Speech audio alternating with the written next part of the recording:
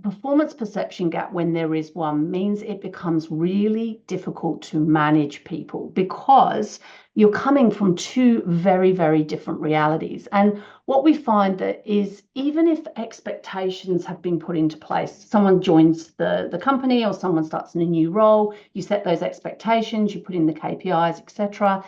Even with that kind of clarity, there are differences in how we interpret what that looks like.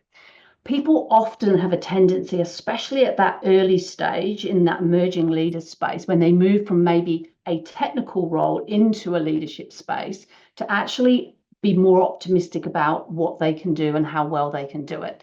And sometimes it's more of what we call social psychology. So rather than inexperience and naivety, it can often be related to ego, to insecurity, or sometimes to a cognitive bias. And sometimes that might be a cognitive bias created by others. Now, when we think about what affects the performance perception gap, there's probably three different areas that we look at here. And the first one sometimes can be different worldviews. So when individuals have different backgrounds, cultural beliefs, values, etc., or even different generations, it can come up quite differently.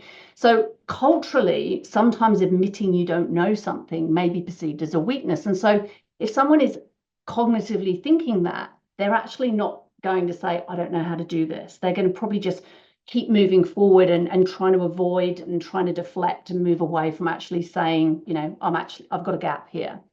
Sometimes it might be generational. So someone that comes into the office and is there at 7 a.m. and is still there at 8 p.m, and they look at their hours and they say, but I'm performing because I'm here and I'm doing all this extra work. But when you dig into it, actually the quality of the work is not up to standard.